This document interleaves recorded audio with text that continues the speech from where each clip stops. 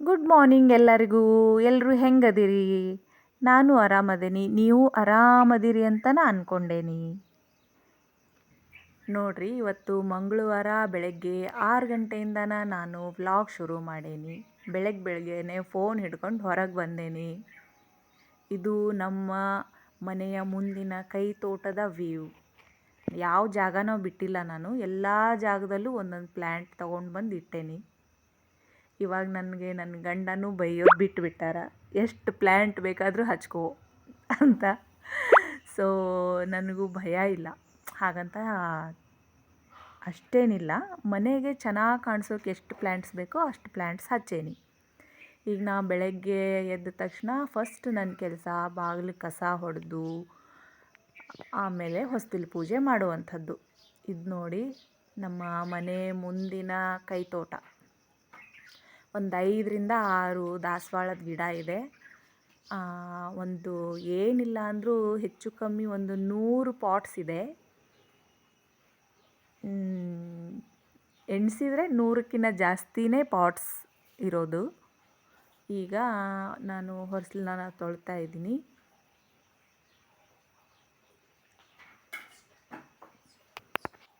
ಈಗ ಹೊಸ್ತಿಲನ್ನು ತೊಳೆದು ಕುಂಕುಮ, ಅರಿಶಿಣ, ಆಮೇಲೆ ರಂಗೋಲಿ. ಇದಾದಮೇಲೆ ನಂದೇನು ಗೊತ್ತಾ ಕೆಲಸ ಫಸ್ಟ್ ಮಾಡೋದು ನಾನು, ಅದೇನೋ ಒಂದು ಒಂಥರ ಪ್ರಾಕ್ಟೀಸ್ ಥರ ಆಗಿಬಿಟ್ಟೈತೆ ನನಗೆ. ಹೆಂಗಂದ್ರೆ ಈ ಹೊಸ್ತಿಲು ತೊಳೆದ್ನ ಆಮೇಲೆ ಅದೇ ನೀರನ್ನು ಆಜು ಬಾಜು 2 ಗಿಡ ನೆಟ್ಟೇನಿ. ಯಾವುದು, ಒಂದು ಶೋ ಪ್ಲ್ಯಾಂಟು, ಒಂದು ಮನಿ ಪ್ಲ್ಯಾಂಟು. ಎರಡಕ್ಕೂ ನೀರು ಹಾಕಿ ನೆಕ್ಸ್ಟ್ ಕೆಲಸ. ಈಗ ಬಾಗಿಲು ಒರೆಸ್ಕೊಂಡು ಒಂದು 5ರಿಂದ 6 ಹ್ಯಾಂಗಿಂಗ್ ಪಾಟ್ಸ್ ಇದೆ. ಆ ಪಾಟ್ಸಿಗೆ ನೀರು ಹಾಕೋದು ಕೆಲಸ. ಪ್ರತಿದಿನ ಏನು ಹಾಕಲ್ಲ, ಯಾವಾಗಾದರೂ 3 ದಿನ 4 ದಿನಕ್ಕೊಂದು ಸರಿ ಹ್ಯಾಂಗಿಂಗ್ ಪಾಟ್ಸಿಗೆ ನೀರು ಹಾಕ್ತೇನೆ. ಯಾವಾಗಪ್ಪ ಅಂದರೆ ಮಣ್ಣು ಒಣಗಿದಾಗ ಮಾತ್ರ. ಓವರ್ ವಾಟರಿಂಗ್ ಸಹ ಕೆಲವೊಮ್ಮೆ ನಮ್ಮ ಸುಂದರವಾದ ಗಿಡಗಳನ್ನು ಸಾಯಿಸಿಬಿಡುತ್ತೆ. ಹಾಗಾಗಿ ನಾನು ಅಂಥ ತಪ್ಪು ಮಾಡಲ್ಲ. ಮೊದಲು ಟಚ್ ಮಾಡಿ ನೋಡ್ತೀನಿ, ಮಣ್ಣು ಒಣಗಿದರೆ ಮಾತ್ರ ನೀರು ಹಾಕ್ತೀನಿ, ಇಲ್ಲ ಅಂದರೆ ಇಲ್ಲ. ನೋಡಿ ಎಷ್ಟು ಚೆನ್ನಾಗಿ ಬೆಳೆದಿದೆ. ತುಂಬ ಪ್ರೀತಿಯಿಂದ ನಾನು ಗಿಡಗಳನ್ನು ಬೆಳೆಸೀನಿ. ನಮ್ಮ ಮನೆಗೆ ಯಾರು ಬಂದರೂ ಸಹ ಮೊದಲು ಮಾತಾಡೋದು ನಾನು ಹಚ್ಚಿರೋ ಗಿಡಗಳ ಜೊತೆ, ಆಮೇಲೆ ನನ್ನ ಜೊತೆ ಮಾತಾಡ್ತಾರೆ. ಆಮೇಲೆ ನೀವು ಹೆಂಗದಿರಿ ಅಂತ ಕೇಳ್ತಾರೆ. ಜೊತೆಗೆ ಒಂದಿಷ್ಟು ಪ್ಲ್ಯಾಂಟ್ಸ್ನ ಹೊತ್ಕೊಂಡು ಹೋಗ್ತಾರೆ. ನೋಡಿ, ಇದು ಸನ್ ರೋಸ್. ಇದು money plant. Actually money plant ಅಲ್ಲ, ಇದು ಪೋಥೋಸ್ ಅಂತ. ಸ್ವಲ್ಪ ಯೆಲ್ಲೋ ಕಲರ್ ಥರ ಬರುತ್ತೆ, ಚೆನ್ನಾಗಿದೆ. ಆದರೆ ಇದು ನೋಡಿರಿ ಎಷ್ಟು ಚೆನ್ನಾಗೈತಿ. ಕೆಲವೊಂದು ಪ್ಲ್ಯಾಂಟ್ಸ್ ಏನು ಗೊತ್ತಾ, ನಾವು ನೆಲಕ್ಕೆ ಹಚ್ಚಿದರೆ ಅಥವಾ ಅದೇ ಪಾಟ್ಸ್ನ ಕೆಳಗಿಟ್ಟರೆ ಅವು ಚೆನ್ನಾಗಿ ಗ್ರೋತ್ ಆಗಲ್ಲ. ನಾವು ಅದು ಹ್ಯಾಂಗ್ ಮಾಡಿದಾಗ ಭಾಳ ಚೆನ್ನಾಗಿ ಬರುತ್ತೆ ಅವು ಗಿಡಗಳೆಲ್ಲ. ಫಾರ್ ಎಕ್ಸಾಂಪಲ್, ನಾನು ಲಾಸ್ಟಿಗೆ ನೀರು ಹಾಕಿದ್ನೆಲ್ಲ ಆ ಪ್ಲ್ಯಾಂಟು, ಅದು ನಾ ಅದೇ ಪಾಟಲ್ಲಿ ಕೆಳಗಡೆ ಇಟ್ಟಿದ್ದೆ, ಅವಾಗ ಚೆನ್ನಾಗಿ ಬರಲೇ ಇಲ್ಲ ಅದು. ಆಮೇಲೆ ನಾನು ಅದು ಹ್ಯಾಂಗ್ ಮಾಡಿದ್ಮೇಲೆ ಎಷ್ಟು ಚೆನ್ನಾಗಿ ಕೌಲು ಹೊಡೆದು ಫುಲ್ ಬ್ರ್ಯಾಂಚಸ್ ಎಲ್ಲ ಆಗಿ ಚೆಂದ ಬಂದೈತ್ರಿಪ್ಪ ಅದು. ಈಗ ರಂಗೋಲಿ ಹಾಕ್ತಾಯಿದ್ದೀನಿ. ಒಂದು ಕೈಯಲ್ಲಿ ಫೋನು, ಒಂದು ಕೈಯಲ್ಲಿ ರಂಗೋಲಿ. ಅಷ್ಟು ಚೆನ್ನಾಗೇನು ಬಂದಿಲ್ಲ, ಪರವಾಗಿಲ್ಲ. ಇರೋದ್ರಲ್ಲೇ ರಂಗೋಲಿ ಸ್ವಲ್ಪ ಪರ್ಫೆಕ್ಟಾಗಿ ಬಂದಿದೆ. ಇದು ಹೊರಗಡೆ ಕಾಂಪೌಂಡ್ ಹತ್ತಿರ, ಅಂದರೆ ಗೇಟ್ ಹತ್ತಿರ ಒಂದು ರಂಗೋಲಿ ಚಿಕ್ಕದು ಪುಟಾಣಿ. ಆಮೇಲೆ ತುಳಸಿ ಕಟ್ಟಿ ಹತ್ತಿರ, ಬೃಂದಾವನದ ಹತ್ತಿರ ಒಂದು ಪುಟಾಣಿ ರಂಗೋಲಿ ಹಾಕಿಬಿಟ್ಟು ನಾನೀಗ ಹೊರಗಡೆ ಸ್ವಲ್ಪ ಒಂದು ವಾಕ್ ಮಾಡೋಕ್ಕೆ ಅಂತ ಬಂದೆ. ಜೊತೆಗೆ ಇದು ನೋಡಿ, ನಮ್ಮ ಕಾಂಪೌಂಡ್ ಹತ್ತಿರ ಇರುವಂಥ ಒಂದು ಪಾರಿಜಾತದ ಗಿಡ ಎಷ್ಟೋ ಕಂದ ಹೂ ಬಿಟ್ಟೈತಪ್ಪ ಅಂದ್ರೆ ಪೂರ್ತಿ ಓಡಾಡುವಾಗ ಅದರದೇ ಘಮ, ಅಷ್ಟು ಸುವಾಸನೆ. ಇದು ನೋಡ್ರಿ, ನಮ್ಮ ಬಾಗಿಲ್ದು ವೀವ್. ಇದು ಚೆನ್ನಾಗಿದೆ ಅಲ್ಲ. ನನಗಂತೂ ತುಂಬ ಖುಷಿಯಾಗುತ್ತಪ್ಪ ನನ್ನ ಮನೆ, ನನ್ನ ಬಾಗಿಲು, ಗಿಡಗಳು ನೋಡಿದಾಗ. ಆ ಸಂತೋಷನ ನಾನು ನಿಮ್ಮ ಜೊತೆನೂ ಶೇರ್ ಮಾಡ್ಕೋಬೇಕಂತ ಹೇಳಿ ವಿಡಿಯೋ ಮಾಡಾಕೊಂತೀನಿ. ನಿಮಗೆಲ್ಲ ಇಷ್ಟ ಆದರೆ ದಯವಿಟ್ಟು ಲೈಕ್ ಮಾಡಿ, ಒಂದು ಕಮೆಂಟ್ ಹಾಕಿ. ದಯವಿಟ್ಟು ಯಾರಾದರೂ ಸಬ್ಸ್ಕ್ರೈಬ್ ಮಾಡದೇ ಇರೋರು ಈ ವಿಡಿಯೋ ನೋಡ್ತಾ ಇದ್ದರೆ ದಯವಿಟ್ಟು ಸಬ್ಸ್ಕ್ರೈಬ್ ಮಾಡ್ಕೊಳ್ಳಿ, ಸಪೋರ್ಟ್ ಮಾಡಿ. ನಾನು ಮಾತಾಡೋದ್ರಲ್ಲಿ ಏನಾದರೂ ಬದಲಾವಣೆ ಬೇಕು, ಏನಾದರೂ ಚೇಂಜಸ್ ಬೇಕು, ನಾನು ಹೆಂಗೆ ಮಾತಾಡಬೇಕು ಅಂತ ಏನಿದ್ರೆ ದಯವಿಟ್ಟು ಕಮೆಂಟಲ್ಲಿ ತಿಳಿಸಿ. ನಾನೇನೂ ಬೇಜಾರಾಗಲ್ಲ. ಯಾಕಂದರೆ ನಾನು ಯೂಟ್ಯೂಬ್ಗೆ ಹೊಸಬಳು, ನನಗಿನ್ನೂ ಅಷ್ಟು ಸರಿಯಾಗಿ ಏನೂ ಗೊತ್ತಿಲ್ಲ. ಈಗ ಮುಂದಿನ ಕೆಲಸ ಅಡುಗೆ ಮನೆಯದು. ನಾನು ನಿನ್ನೆ ರಾತ್ರಿಯೇ ಈ ಕಾಬೂಲ್ ಕಡಲೆನ ನೆನೆ ಇಟ್ಟಿದ್ದೆ. ಯಾಕಂದರೆ ಈ ಮಕ್ಕಳಿಗೆ ಬ್ರೇಕ್ಫಾಸ್ಟ್ ಮತ್ತು ಸ್ಕೂಲಿಗೆ ಟಿಫನಿಗೆ ನಾನಿವತ್ತು ಕಾಬೂಲ್ ಕಡಲೆ ಪಲ್ಯ ಮತ್ತು ಜೋಳದ ರೊಟ್ಟಿ ಮಾಡಬೇಕು ಅಂತ ಪ್ಲ್ಯಾನ್ ಮಾಡ್ಕೊಂಡಿದ್ದೀನಿ.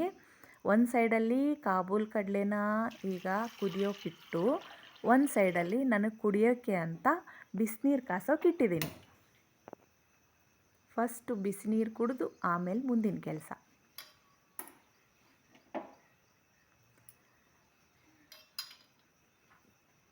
ನೀವೆಲ್ಲ ಏನು ಮಾಡ್ತೀರಿ ಫಸ್ಟ್ ಎದ್ದ ತಕ್ಷಣ? ಮೇ ಬಿ ಆಲ್ಮೋಸ್ಟ್ ಈಗೆಲ್ಲ ಎದ್ದ ತಕ್ಷಣ ಬಿಸಿನೀರು ಕುಡಿತಾರೆ. ಅಂದರೆ ಆರೋಗ್ಯಕ್ಕೆ ಒಳ್ಳೆಯದು. ಕೆಲವೊಬ್ಬರಿಗೆ ಕಾನ್ಸ್ಟಿಪೇಷನ್ ಇದ್ದಾಗ ಬೆಳಗ್ಗೆ ಎದ್ದ ತಕ್ಷಣ ಬಿಸಿನೀರು ಕುಡಿದ್ರೆ ಕ್ಲಿಯರ್ ಆಗುತ್ತೆ, ಟಾಯ್ಲೆಟೆಲ್ಲ ಕ್ಲಿಯರ್ ಆಗುತ್ತೆ ಅಂತ ಹೇಳ್ತಾರೆ. ಹಾಗಾಗಿ ಆಮೇಲೆ ನಾನು ಟೀ ಪ್ರಿಪೇರ್ ಮಾಡ್ಕೊಳ್ತಾ ಇದ್ದೀನಿ. ಇದು ನೋಡಿ ನಮ್ಮ ಅಡುಗೆ ಮನೆಯದು ಪೂರ್ವಕ್ಕೆ ಇರುವಂಥ ಒಂದು ಕಿಟಕಿ. ಈ ಕಿಟಕಿಲಿ ಇಂಥ ಅದ್ಭುತ ವ್ಯೂ ಸಿಗುತ್ತೆ ನನಗೆ ಅಂದರೆ ನಿಜ ಅಡುಗೆ ಮಾಡೋಕ್ಕೆ ಬೇಜಾರೇ ಆಗಲ್ಲ. ಸೂರ್ಯೋದಯ ಇಷ್ಟು ಚೆಂದ ಕಾಣಿಸುತ್ತೆ, ಸೂರ್ಯನ ಬೆಳಕು ಇಷ್ಟು ಚೆನ್ನಾಗಿ ಬರುತ್ತೆ ಅಂದರೆ ಅದು ಹೇಳೋಕ್ಕಾಗಲ್ಲ. ಇವರಿಬ್ಬರು ನೋಡ್ರಿ ಏನು ಮಾಡ್ತಿದ್ದಾರೆ ಇವರು.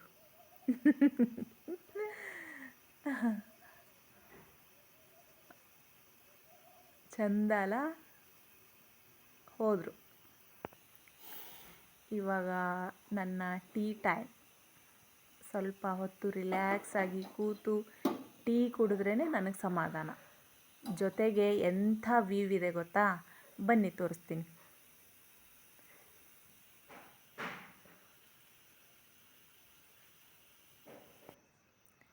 ಟ್ಯಾನ್ ಟ್ಯಾಡಾನ್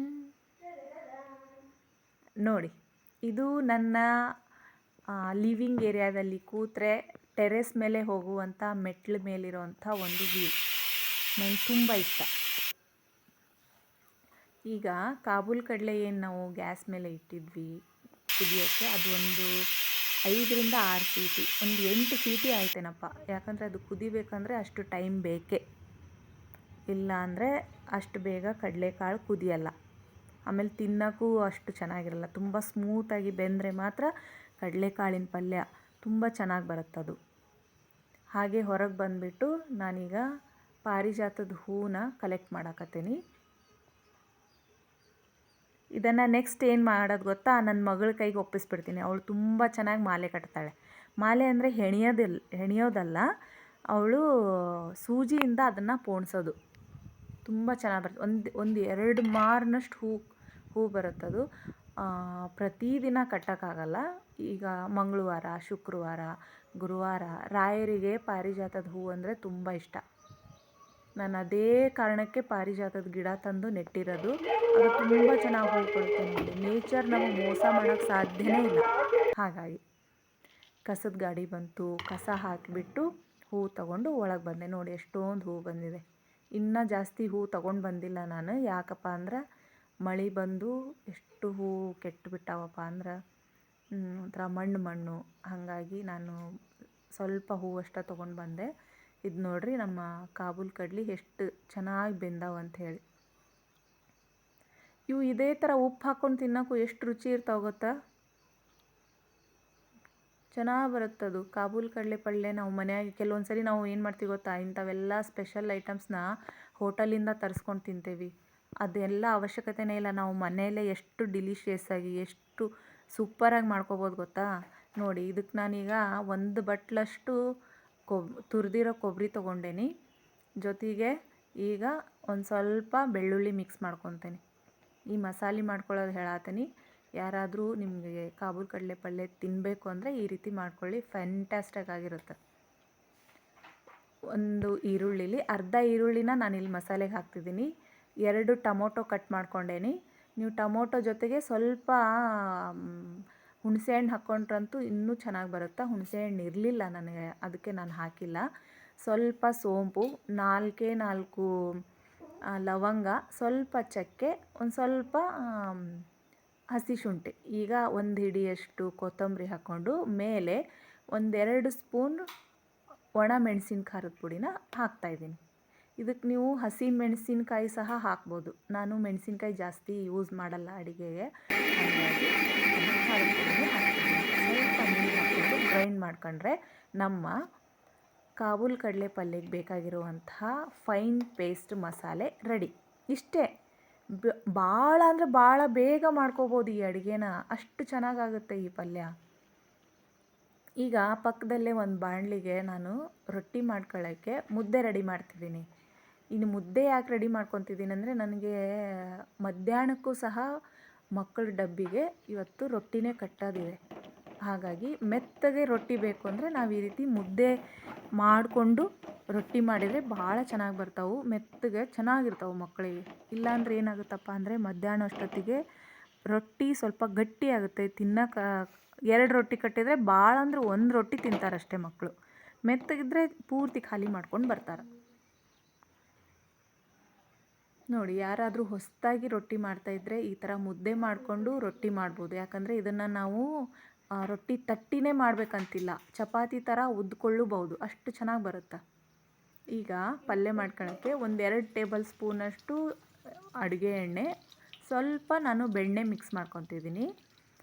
ಈಗ ಒಂದು ಚಕ್ರ ಮೊಗ್ಗು ಹಾಕ್ತಿದ್ದೀನಿ. ಈ ಚಕ್ರ ಮೊಗ್ಗನ್ನು ನಾನು ಮಸಾಲೆಗೆ ಹಾಕಲಿಲ್ಲ. ಯಾಕಪ್ಪ ಅಂದರೆ ಇದನ್ನು ಹಾಕಿದರೆ ಮಸಾಲೆ ಒಂಥರ ಸ್ವೀಟ್ ಆಗಿಬಿಡುತ್ತದು.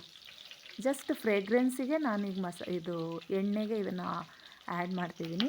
ಈಗ ಸ್ವಲ್ಪ ಜೀರಿಗೆ, ಕರಿಬೇವು, ಅದೇನು ಅರ್ಧ ಈರುಳ್ಳಿ ನಾವು ಮಸಾಲೆಗೆ ಹಾಕಿದ್ವಲ್ಲ, ಅದು ಉಳಿದಿರೋ ಇನ್ನರ್ಧನ ನಾನಿಲ್ಲಿ ಒಗ್ಗರಣೆ ಕೊಟ್ಕೊಳ್ಳೋಕ್ಕೆ ಯೂಸ್ ಮಾಡ್ಕೊಳ್ತಿದ್ದೀನಿ. ಈಗ ನನ್ನ ಹತ್ರ ಒಂದು ಅರ್ಧ ಗೋಬಿ ಉಳಿದಿತ್ತು, ಅದನ್ನು ಸಹ ಇದಕ್ಕೆ ಆ್ಯಡ್ ಮಾಡ್ಕೊಳ್ತಾ ಇದ್ದೀನಿ. ಇದನ್ನು ಮೊದಲೇ ನಾನು ಉಪ್ಪು ನೀರಲ್ಲಿ ನೆನೆ ಇಟ್ಟಿದ್ದೆ. ಅಂದರೆ ಇದಕ್ಕೆ ಪೆಸ್ಟಿಸೈಡ್ಸ್ ತುಂಬ ಇರುತ್ತಪ್ಪ, ಯೂಸ್ ಮಾಡೋಕ್ಕೆ ಭಯ ಆಗ್ತಿದ್ದು. ಹಾಗಾಗಿ ಮೊದಲು ನಾನು ಉಪ್ಪು ನೀರೊಳಗೆ ಇದನ್ನು ಸ್ವಲ್ಪ ಹೊತ್ತು ನೆನೆ ಇಟ್ಟಿರ್ತೀನಿ, ಆಮೇಲೆ ಅಡುಗೆಗೆ ಯೂಸ್ ಮಾಡ್ತೀನಿ.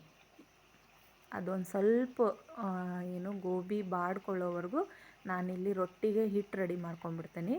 ಇದು ಹಿಟ್ಟು ಕಲಿಸ್ಕೊಳ್ಳೋದಲ್ಲ, ನಾದ್ಕೊಳ್ಳೋದು. ಹಿಟ್ಟನ್ನು ಕಲಿಸ್ಕೊಳ್ಳೋದಕ್ಕೂ ನಾದ್ಕೊಳ್ಳೋದಕ್ಕೂ ಭಾಳ ವ್ಯತ್ಯಾಸ ಐತಿ. ನಾವು ಚಪಾತಿ ಮಾಡೋಕ್ಕೆ ಏನು ಮಾಡ್ತೀವಪ್ಪ ಅಂದರೆ ಹಿಟ್ಟು ಕಲಿಸ್ಕೊತೀವಿ, ಆದ್ರೆ ರೊಟ್ಟಿ ಮಾಡೋಕ್ಕೆ ಹಿಟ್ಟು ನಾದ್ಕೋಬೇಕು. ಈಗ ನೋಡಿ, ನಾನು ನಾದ್ಕೊಳ್ತಾ ಇದ್ದೀನಲ್ಲ, ಆ ಥರ. ಆಲ್ಮೋಸ್ಟ್ ಈಗೆಲ್ಲ ರೊಟ್ಟಿ ಮಾಡೋಕ್ಕೆ ಕಲ್ತ್ಬಿಟ್ಟಿರ್ತಾರೆ ಹೆಣ್ಮಕ್ಳು. ಯೂಟ್ಯೂಬ್ನಾಗ ಬೇಕಾದಷ್ಟು ವಿಡಿಯೋಸ್ ಬರ್ತಾವೆ ರೊಟ್ಟಿ ಮಾಡೋದು ಹೆಂಗೆ ಅಂತ. ಆದರೂ ನಂದೊಂದಿರಲಿ ಆಯಿತಾ?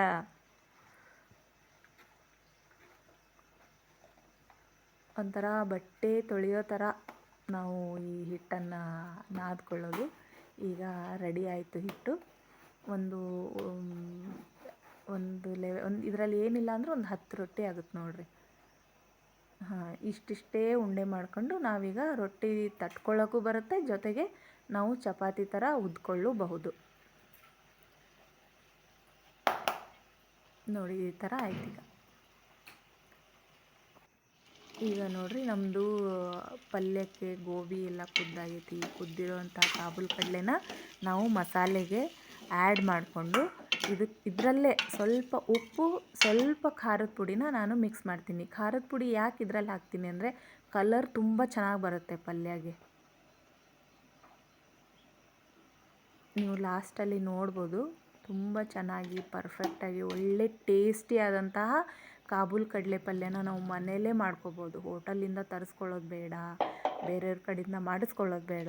ತುಂಬ ಈಸಿಯಾಗಿ ಸುಲಭವಾಗಿ ಮನೆಯಲ್ಲೇ ಇರೋವಂಥ ಐಟಮ್ಸ್ಗಳಿಂದ ನಾವು ಮಾಡ್ಕೋಬೋದು. ಏನು ಸ್ಪೆಷಲ್ ಇಂಗ್ರೀಡಿಯೆಂಟ್ಸ್ ಇಲ್ಲ, ತುಂಬ ಚೆನ್ನಾಗಿ ಬರುತ್ತಿದು. ನೋಡಿ, ಈಗ ಲಾಸ್ಟಲ್ಲಿ ಸ್ವಲ್ಪ ನಾನು ಏನಪ್ಪ ಅಂದರೆ ಕಸೂರಿ ಮೇಥಿನ ಆ್ಯಡ್ ಮಾಡ್ತೀನಿ. ಕಸೂರಿ ಮೇಥಿ ಸ್ವಲ್ಪ ಟೇಸ್ಟಿಗೆ ಅದು ಕಂಪು ತುಂಬ ಚೆನ್ನಾಗಿ ಬರುತ್ತೆ ಕಸೂರಿ ಮೇಥಿ ಆ್ಯಡ್ ಮಾಡೋದ್ರಿಂದ.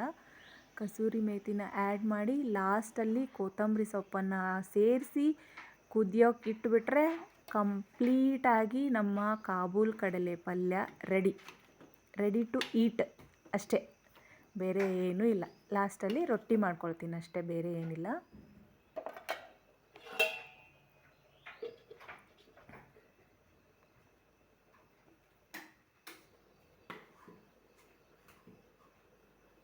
ನೀವು ನೋಡ್ಬೋದು ನಾನು ರೊಟ್ಟಿನ ತಟ್ತಾ ಇಲ್ಲ, ಉದ್ಕೊಳ್ತಾ ಇದ್ದೀನಿ. ಎಷ್ಟು ಚೆನ್ನಾಗಿ ತಿರುಗುತ್ತೆ ಅಂದರೆ ಚಪಾತಿನೂ ಇದೇ ಥರ ತಿರುಗುತ್ತೆ ಅಲ್ವಾ. ನಾವು ಮುದ್ದೆ ಮಾಡ್ಕೊಳ್ಳೋದ್ರ ಅಡ್ವಾಂಟೇಜ್ ಇದೆ. ತುಂಬ ಈಸಿಯಾಗಿ ತುಂಬ ಬೇಗ ನಾವು ರೊಟ್ಟಿ ಮಾಡ್ಕೋಬೋದು.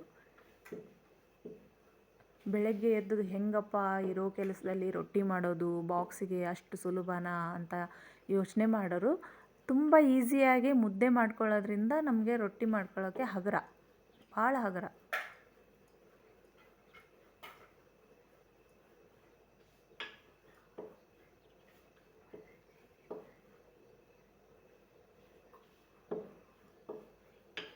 ನೋಡ್ರಿ ಎಷ್ಟು ದೊಡ್ಡದಾಗಿ ಬಂತು ರೊಟ್ಟಿ.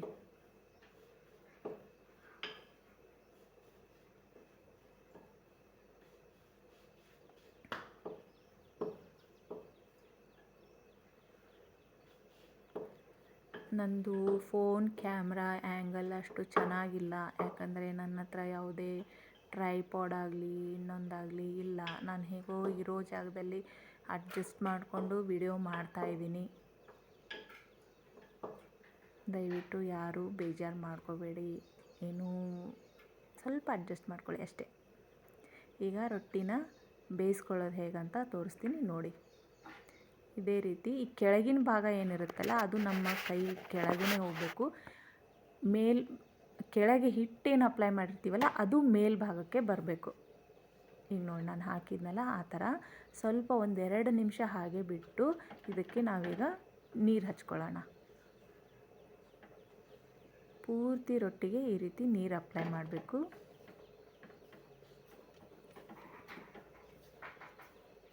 ಯಾಕಂದರೆ ಡ್ರೈ ಆಗಿರೋ ಜಾಗ ಹಾಗೆ ಡ್ರೈ ಆಗಿ ಉಳಿದ್ಬಿಡುತ್ತೆ, ರೊಟ್ಟಿ ಟೇಸ್ಟ್ ಚೆನ್ನಾಗಿ ಬರಲ್ಲ. ಹಾಗಾಗಿ ಪೂರ್ತಿ ರೊಟ್ಟಿಗೆ ಸ್ವಲ್ಪನೂ ಜಾಗ ಬಿಡದ ಹಾಗೆ ನೀರು ಹಚ್ಕೊಳ್ಳಿ.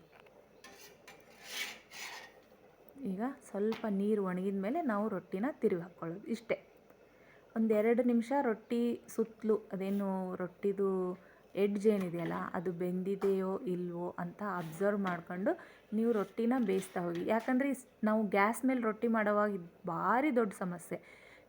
ಗ್ಯಾಸ್ ಸ್ಟವ್ ಏನಿದೆಯಲ್ಲ ಇದು ಫ್ಲೇಮು ಒಂದು ಕಡೆ ಹತ್ತಿದರೆ ಇನ್ನೊಂದು ಕಡೆ ಹತ್ತಲ್ಲ. ಆವಾಗ ರೊಟ್ಟಿ ಅರ್ಧಂಬರ್ಧ ಬೆಂದಿರೋ ಥರ ಆಗಿಬಿಡುತ್ತೆ. ಅದಕ್ಕೆ ನೀವು ಮಾಡೋವಾಗ ಕರೆಕ್ಟಾಗಿ ಅಬ್ಸರ್ವ್ ಮಾಡ್ಕೊಳ್ಳಿ. ಒಂದು ಬಟ್ಟೆ ಇಟ್ಕೊಂಡು ಮೇಲೆ ಒತ್ತಾ ರೊಟ್ಟಿನ ರೌಂಡಾಗಿ ಬೇಯಿಸ್ತಾ ಹೋಗಿ. ಈಗ ನೋಡಿ ನಮ್ಮ ಕಾಬೂಲ್ ಕಡಲೆ ಪಲ್ಯ ರೆಡಿಯಾಗಿದೆ. ಅಷ್ಟರಲ್ಲಿ ನಾನು ಒಂದಾದ್ಮೇಲೆ ಒಂದು ಅಂತ ಒಂದು 10 ರೊಟ್ಟಿ ಮಾಡಿಕೊಂಡೆ.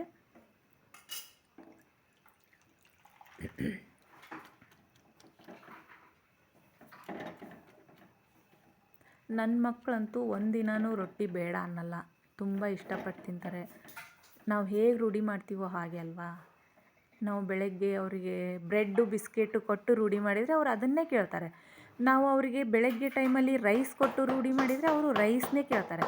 ನಾವು ಬೆಳಗ್ಗೆ ಅವರಿಗೆ ರೊಟ್ಟಿ ಚಪಾತಿ ಕೊಟ್ಟು ರೂಢಿ ಮಾಡಿದರೆ ಅವರು ಅದನ್ನೇ ಕೇಳ್ತಾರೆ. ಯಾವಾಗಲೂ ನಾನಂತೂ ಆ್ಯಸ್ ಎ ವರ್ಕಿಂಗ್ ವುಮನ್ ಆಗಿ ನನ್ನ ಕೈಲಿ ಎಷ್ಟು ಸಾಧ್ಯನೋ ಅಷ್ಟು ನಾನು ಹೆಲ್ದಿ ಫುಡ್ಡನ್ನೇ ಅವ್ರಿಗೆ ಕೊಡೋಕ್ಕೆ ಪ್ರಯತ್ನ ಮಾಡ್ತೀನಿ. ನಾನು 2-3 ಥರ ಒಂದು ಟಿಫನ್ ಮಾಡೋದು, ಒಂದು ಐಟಮ್ ಲಂಚಿಗೆ ಮಾಡೋದು ಅದು ನನ್ನ ಕಡೆಯಿಂದ ಸಾಧ್ಯ ಇಲ್ಲ. ಹಾಗಾಗಿ ಆದಷ್ಟು ನಾನು ರೊಟ್ಟಿ ಚಪಾತಿ ಈ ಥರದ್ದೇ ಮಾಡ್ತೀನಿ. ಅಷ್ಟರಲ್ಲಿ ನನ್ನ ಮಗ ಪೂಜೆ ಮಾಡಿದ್ದಾಯಿತು. ಅವನಿಗೆ ನಾನು ನೆಕ್ಸ್ಟ್ ಟಿಫನ್ನ ರೆಡಿ ಮಾಡಿ ಪ್ಲೇಟ್ ರೆಡಿ ಮಾಡಿ ಕೊಟ್ಟಿದ್ದಾಯಿತು. ಈಗ ಅವರ ಲಂಚ್ ಬಾಕ್ಸ್ ತಯಾರಿ ಮಾಡಿ ಅವ್ರನ್ನ ಸ್ಕೂಲಿಗೆ ಕಳಿಸೋದೊಂದೇ ಬಾಕಿ. ಇದಾಗಿತ್ತು ನನ್ನ ಇವತ್ತಿನ ಬ್ಯುಸಿ ಶೆಡ್ಯೂಲ್. ನಿಮಗೆಲ್ಲ ಈ ವಿಡಿಯೋ ಇಷ್ಟ ಆಗಿದ್ದರೆ ದಯವಿಟ್ಟು ಲೈಕ್, ಕಮೆಂಟ್ ಮತ್ತು ಯಾರಾದರೂ ಸಬ್ಸ್ಕ್ರೈಬ್ ಮಾಡ್ಕೊಂಡಿಲ್ಲ ಅಂದರೆ ದಯವಿಟ್ಟು ಸಬ್ಸ್ಕ್ರೈಬ್ ಮಾಡಿ ನನ್ನ ಸಪೋರ್ಟ್ ಮಾಡಿ. Thank you so much. Bye bye.